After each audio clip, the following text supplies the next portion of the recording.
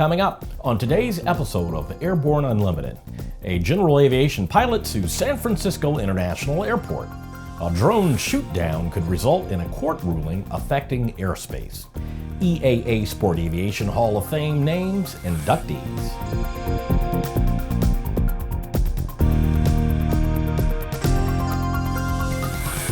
Hello, I'm Christopher C. Odom. It's September 23rd, 2016, and this is Airborne Unlimited.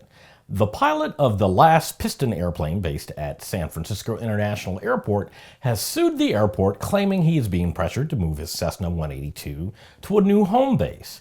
Courthouse News Service reports that Robert Reinheimer says in his suit that his flight privileges were illegally suspended by then Airport Director John Martin for alleged safety violations. Those allegations were determined to be unfounded by the FAA. However, it's reported that Reinheimer was not notified by the airport that his charges had been dismissed by the agency, and Martin did not respond to his request to have his privileges reinstated.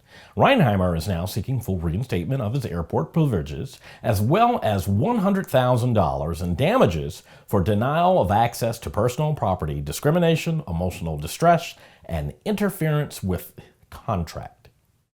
Illegal wrangling in a drone shootdown incident may set a national precedent. A judge is expected to determine which court should hear the case involving a drone that was shot down in Kentucky. The owner of the drone is David Boggs, whose neighbor, William Merideth, admits to shooting down Boggs' $1,800 drone. Merideth has gone so far as to dub himself the Drone Slayer. Merideth says the aircraft was flying low over his property and capturing images of his family. Boggs counters he was flying at about 200 feet over a public street in a residential area. A district court in Kentucky ruled that Merideth had the right to shoot at the aircraft and dismiss criminal charges against him. Now, it's reported that the underlying legal case may well be who controls the airspace below 500 feet. A district court decision on that issue will not have any legal binding on federal courts. But if either side appeals the eventual decision, a higher court ruling could have federal implications. After the break, EAA Hall of Fame inductees represent recreational aviation.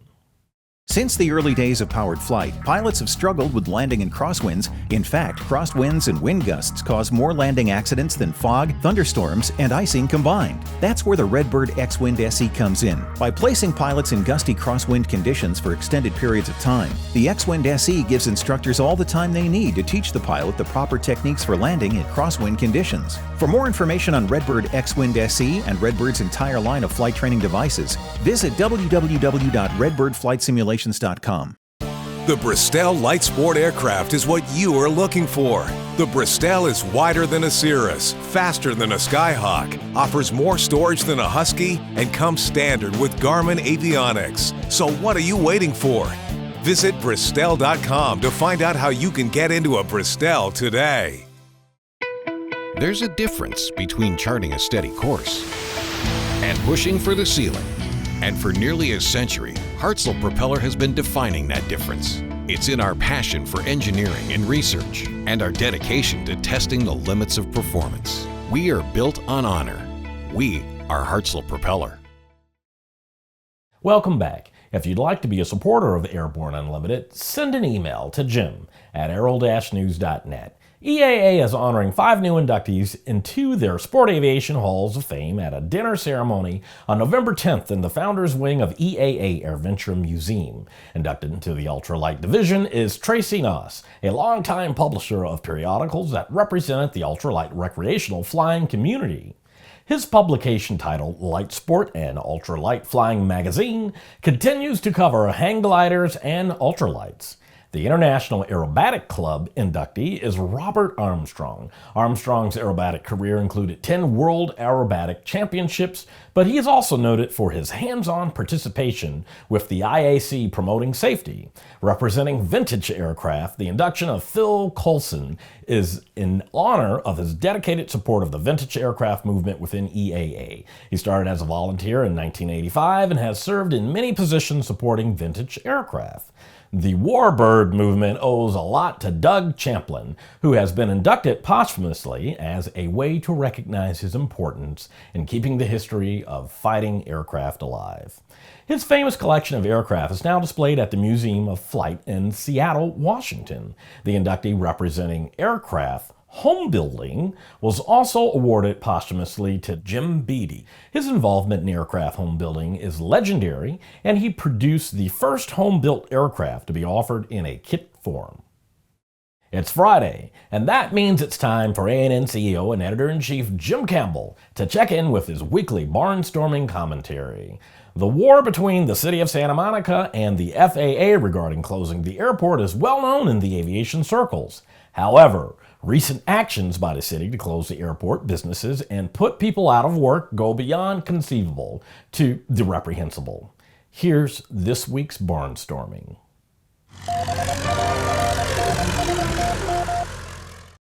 Thanks, Chris, and hi, folks. Well, let's get back to Santa Monica Airport, which recently did a couple of truly offensive things in addition to all the other offensive things it's been doing over a number of years. They've served 30-day eviction notices to American Flyers of Flight School, Atlantic Aviation, and FBO, and made it very clear that if they can't close the airport the way they want to and on the schedule that they want to, working outside the law, that they're going to close it simply by strangling the poor thing. They say that they will go in and operate the businesses themselves, but the fact of the matter is this: what gave them the right? What is it about Santa Monica that thinks it's okay to toss employees out of jobs, good companies out of businesses they've built up over many years, destroying reputations, destroying financial bases, and destroying an airport that has come to be a part of a community that, like it or not, has enriched itself as a function of having an airport nearby? I used to do a lot of business in California. Santa Monica was a regular stop. I did a lot of business out of there, and it was not lost to any of us that a lot of airplanes went in and out of there doing business in Santa Monica. And mind you, the city has a history of throwing this stuff out. In 1958, when Douglas was looking to expand the airport so they could literally fly DC-8s out of there that were freshly built, Santa Monica said no. They kissed off 44,000 jobs, which went to Long Beach and enriched Long Beach for decades thereafter, and basically said this: we don't care, we'll do it our way. They kissed away the jobs, they kissed away the industrial base, and they showed themselves to be the NIMBY, progressive idiots that they've been showing themselves to be all along. As I understand it, the airport was deeded to the city, given under city control, so long as it remained an airport. This was the deal, mind you, many decades ago. And while Santa Monica's received money and done this and done that, they're going back on everything they agreed to. So there's a simple solution here, and I want everybody in aviation to push the FAA and all other controlling authorities and the associations to go for one thing and one thing only: take the airport back. It's ours. The government gave it under a set of circumstances that Santa Monica has violated. Santa Monica has lied, it's cheated, it's done unspeakable things, it has misdirected, and they're trying now to explain to everybody how they're going to create a park out of this. How long is that park going to be there before the developers get a hold of it and you got more parking lots, more McDonald's, more Starbucks, and God only knows what else, shopping centers? They need an airport. Airports mean business. Airports mean progress. Airports mean thriving cities run by governments that value the incredible business that airports represent, unlike Santa Monica. So, everybody, get a hold of your FAA, get a hold of your congressional and senatorial reps, get a hold of everybody you possibly can, and send one message, and let's send it clear. It's our airport. Take it back. If Santa Monica won't operate it, if Santa Monica won't work by its own accepted rules, and if Santa Monica won't keep its word, take the airport back. We can run it fine without them. For the Aero-News Network, Airborne, and Aero-TV, I'm Jim Campbell, and looking forward to going back to a free Santa Monica airport. After these messages, FAA puts out guidelines regarding recalled cell phone battery hazards. Concorde's recombinant gas RG series sealed battery technology produces a high-performance battery with the advantages of being pre-tested and fully charged at the factory. Find out more about Concorde's entire line of batteries at www.concordebattery.com. Concorde, the heart of your aircraft. Sandia introduces the new SAI 340 Quattro TSO'd airspeed, attitude, altitude, and slip.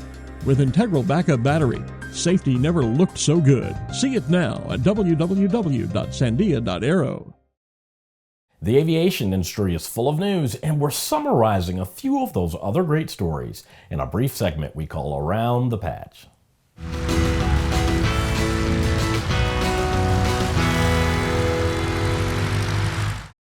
Following a recall of the Samsung Galaxy Note 7, the FAA has taken action regarding carrying recalled or defective lithium devices on board an aircraft. An air safety alert for operators has been issued in conjunction with a Pipeline and Hazardous Materials Safety Administration Safety Advisory. The Directorate General of Civil Aviation of Mexico has granted type validation for the Piper M600. This marks the first approval of the airplane in the Central and South America region and paves the way for sales and deliveries in 2017.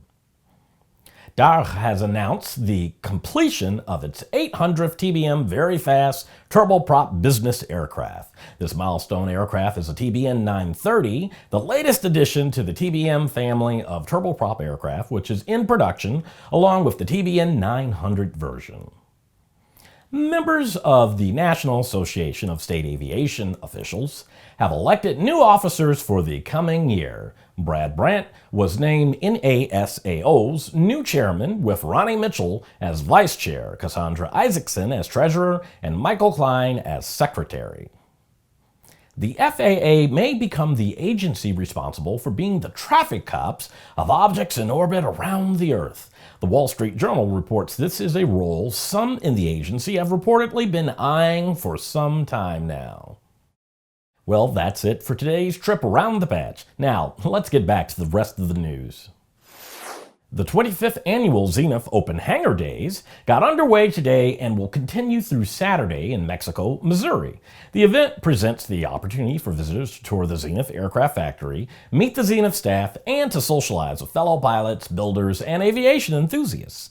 Zenith owners are encouraged to fly in for the event and participate in the first ever Zenith Aircraft Show sponsored by Matco Manufacturing on Saturday. The event will be peer judged in various categories of many great prizes. All aviation enthusiasts are invited to attend and vote for their favorite for the People's Choice Award.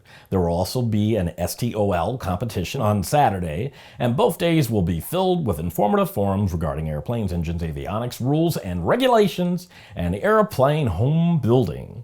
A special guest at the event will be the newly painted one-week wonder that was built from a Zenith CH-750 cruiser kit at EAA AirVenture 2014.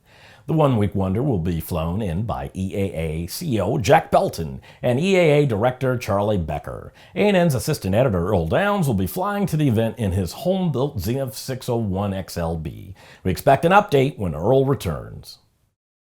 Well, that's our program for today. Remember that Airborne Unlimited stream daily, Monday through Friday, with additional breaking news bulletins for important stories that fall outside of our normal deadlines. If you're watching us on YouTube, please subscribe. And do check us out on Facebook and Twitter. Get comprehensive, real-time, 24/7 coverage of the latest aviation and aerospace stories anytime at aero-news.net. Keep flying. We'll see you Monday.